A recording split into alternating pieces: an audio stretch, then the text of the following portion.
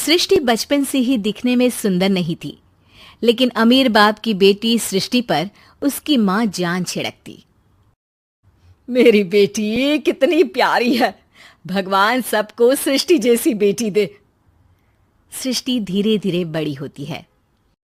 एक दिन सृष्टि की सहेली कहती है, तू दिखने में कितनी अजीब सी है, लेकिन मैं जानती हूँ हम सब में सबसे अच्छी शादी तो तेरी ही होगी। तेरे पापा अमीर जो है।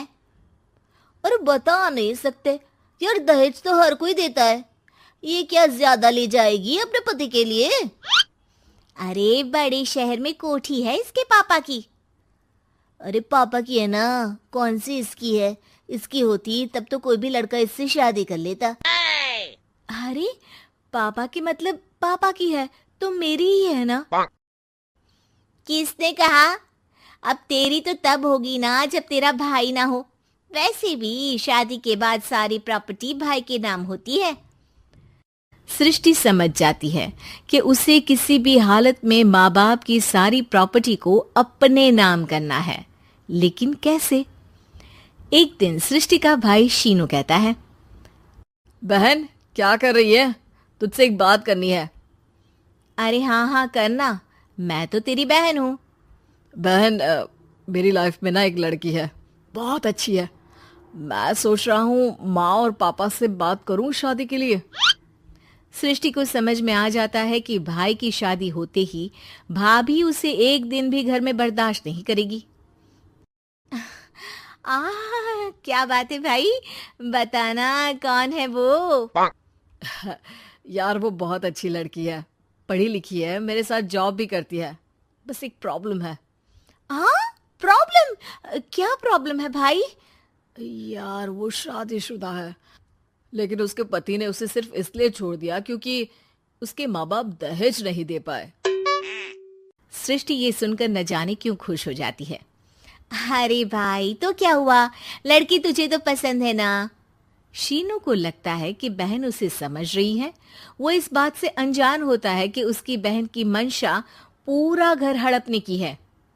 सृष्टि अपनी माँ से कहती है, मम्मी मुझे तो बहुत चिंता है, पता है शीनू क्या कर रहा है? अरे क्या कर रहा है, वो तो काम पर जाता है और वापस घर आता है। नहीं ना माँ, वो यही तो नहीं कर रहा, बाकी सब कर रहा है। आपको पता है उससे प्यार है, और वो भी एक शादीशुदा लड़की से। ये क्या हो गया, मैं सोसाइटी में क्या मुंह दिखाऊंगी? अरे तेरे पापा तो यही कहेंगे कि मैंने ही उसे बिगाड़ दिया है। माँ देखो, मेरी बात मानो, पापा पर भी विश्वास करने की जरूरत नहीं है। अब आप ही बताओ, पापा इतनी देर घर के बाहर रहते हैं क्यों, बोलो? अरे बेटा वो तो नौकरी करते हैं ना। तू बहुत भोली है माँ, पापा का ऑफिस तो 7 बजे खत्म हो जाता है, लेकिन देखो कितनी देर से आते हैं। अरे नहीं नहीं बेटा, ऐसी कोई बात नहीं है।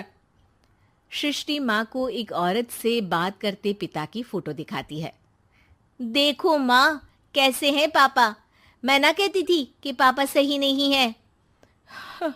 मैं तेरे पापा से बात करूंगी, दे फोटो मुझे। ओ माँ, वो तो डिलीट हो गई। लेकिन चल, तूने तो देख लिया ना, पापा से बाद में बात कर लेना, और हाँ मेरा नाम बिल्कुल मत लेना। हाँ माँ। अब क्या था, सृष्टि के माँ और पिता के बीच झगड़ा होना शुरू हो जाता है। सृष्टि के मन में क्या चल रहा था कोई नहीं जानता था। एक दिन, माँ सृष्टि के लिए एक लड़का देखा है, वो लोग शाम को उसे देखने आने वाले हैं। और हाँ माँ, एक खुशखबरी, मैं और पापा मिलकर एक नया बिजनेस ट्राई कर रहे हैं। शाम को लड़का आता है, सांवले रंग का। सृष्टि को तो बिल्कुल भी पसंद नहीं आता। लड़की की माँ कहती है, लड़की का चेहरा तो कोई खास नहीं, लेकिन अगर मेरे बेटे को आप लोग सेटल कर दें तो मैं उसकी शादी आपकी बेटी से करवा दूं। सृष्टि को लड़का बिल्कुल पसंद नहीं था। उसे भाई पर गुस्सा आ जाता है। लड़के वालों के जाने के बाद कहती है, माँ देखा शीनू मेरे लिए कैसा लड़का लेकर आया, न दिखाने लायक न सुनने लायक, सेटल भी नहीं, वो भी हम करे। अरे माँ, मैं जानती हूँ ये मेरी शादी किसी भी घर में क्यों करवाना चाहता है। अरे कैसी बात कर रही है बहन? तूने तो देखा ना, लड़के को मैंने ही मना कर दिया तुझसे शादी के लिए। जिसने लड़का बताया था उसने उसकी बहुत तारीफ की थी। बात आई गई हो जाती है, लेकिन सृष्टि का मन शांत नहीं होता। क्या करूं, कुछ समझ में नहीं आ रहा। मेरी शादी हो गई तो ये लोग पूरी प्रॉपर्टी शीनू के नाम कर देंगे, मेरे हाथ तो कुछ लगेगा ही नहीं। तभी सृष्टि को आइडिया आता है। वो किसी वकील को फोन करती है। जी देखिए, अगर आपके मम्मी पापा का तलाक हो जाता है तो आपके पिता की आधी प्रॉपर्टी आपकी माँ के नाम हो जाएगी, फिर उसे वो किसी को भी दे सकती है। सृष्टि अब माँ को बेटे के खिलाफ भरती है। माँ, शीनू पर नजर रखा करो, वो जिस लड़की के प्यार में है ना वो शादीशुदा है। यहाँ आएगी, सारा पैसा रुपया जमीन जायदाद सब हड़प लेगी। पापा का भी हाल तुमसे छुपा नहीं है। ऐसा ना हो कि मैं और आप एक दिन सड़क पर भीख मांगे।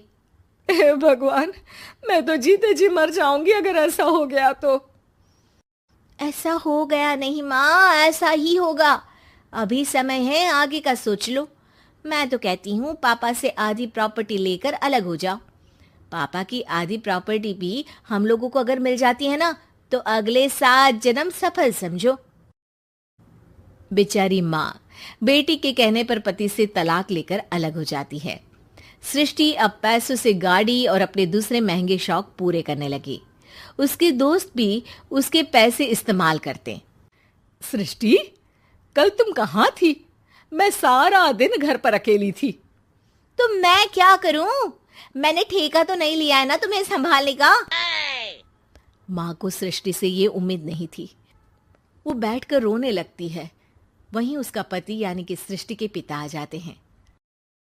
मैं जानता था कि तुम्हारा यही हाल होगा, तो आपने मुझे रोका क्यों नहीं? मैं रोकता तो तुम रुकती क्या? सृष्टि के कहने पर तुमने मुझ पर अपने बेटे पर शक किया, लेकिन तुम ये भूल गई कि कैसे हम दोनों ने मिलकर जीवन में इतना सब खड़ा किया। माँ पति के गले लग जाती है। मुझे माफ कर दीजिए, मैंने आपकी कमाई का एक बड़ा हिस्सा गवा दिया।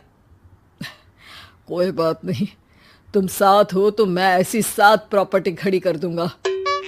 तभी वहां सृष्टि आ जाती है रोते हुए। माँ, मयंक ने मुझे छोड़ दिया।